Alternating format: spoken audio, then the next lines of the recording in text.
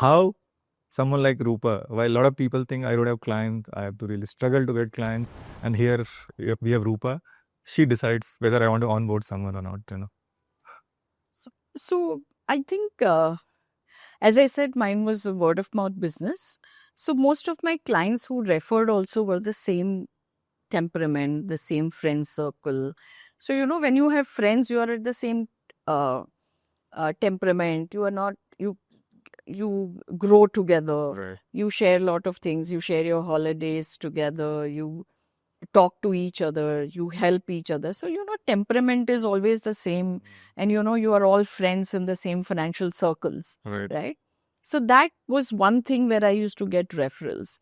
But what I realize is investment is very simple, correct? I only learned that you have to be very simple and asset allocation, simple, long-term compounding. Somewhere down the line, that compounding machine was something which was ingrained into me, saying that compounding is the only vehicle which can create wealth. And, if you are investing in equity for a decade, most of the families will come out of poverty. Wow. So powerful.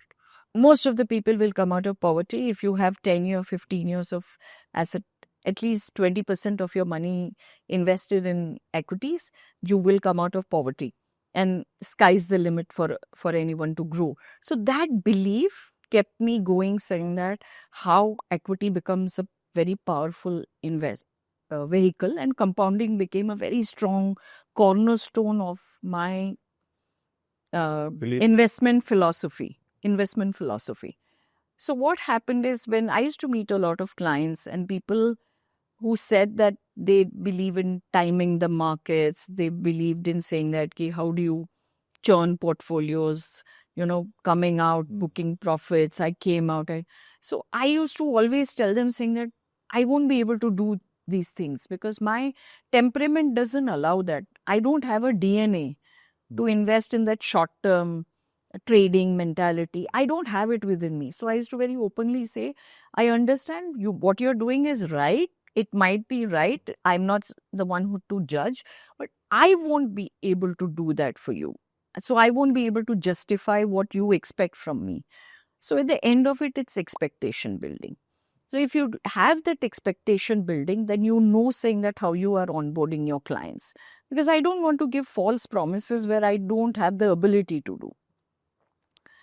So that is something that I realized, saying that I don't want to disappoint anyone, because because everyone has positives and negatives. Everybody has strengths and weaknesses. I know what my weaknesses are.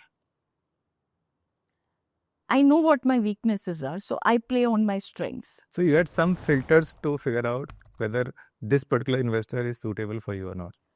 What happens is, you will know from the first two conversations itself, saying that the client is looking at long term. Does he believe in it? Does he trust in what you are saying? You will get a sense, Manish. So if you get a sense, then it is an open conversation that you also have to have with your clients. Right. Because at the end of it, you are taking his valuable money, his hard-earned money. So you have to be very clear about what you can bring on the table and what he can expect from you. True.